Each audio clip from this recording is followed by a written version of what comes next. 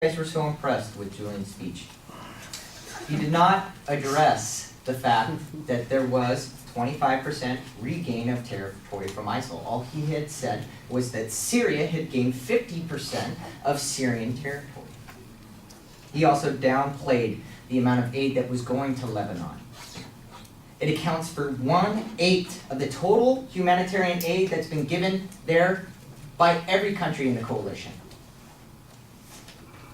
He did not address the 0% collateral policy that we have in our airstrikes. He did not address the fact that we have taken out 2/3 of ISIL's oil moving by the strikes in Deir Zor. Didn't talk about that. Now, if you want to talk about law, as far as our protection and our right to attack another country, there was 14 people killed in San Bernardino by ISIS affiliates. Now, he also talked about cruise missile strikes. That's just cruise missiles. We have drones. We have heat seeking. We have different tools that we use. Oh, yeah, whatever, man. I get it. Now, I do agree that we must have a more comprehensive plan to address ISIL. I was simply stating the fact that we have been successful in the plan that we have, but there is need for more. The best homeland security is a good defense. According to Michael McCall, we have a policy of containment, but we must remove hesitation in training and equipping moderate opposition groups.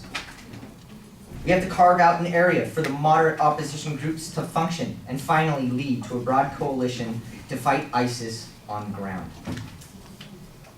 The Islamic State now poses an immediate threat to the homeland. The first 6 months of 2015, U.S. intelligence received the most homegrown terrorist threats since 9/11. That's justification for ground troops in Syria. And to address the power broker issue, the U.S. has been a long-term power broker in the Middle East.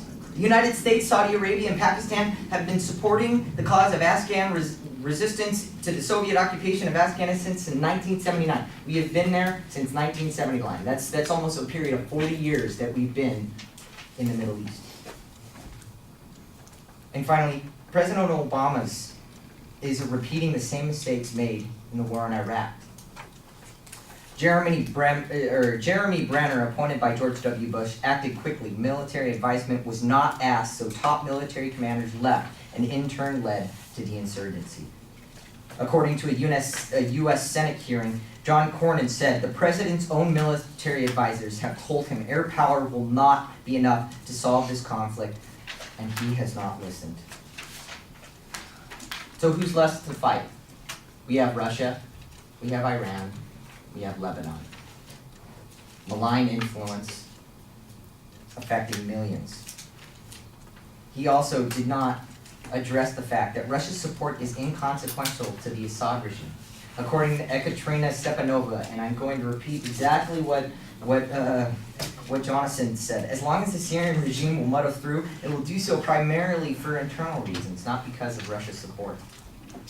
Russian intervention hurts more than it helps. We talk about a power vacuum when we have forces in Syria. What happens when Russia leaves? What happens when Iran stays? You have sectarian difference, and you have a power vacuum, because Putin does not intend to stay in Syria. He is underestimating the means and times required to attain his objectives, according to Defense Secretary Ash Carter. Thank you very much.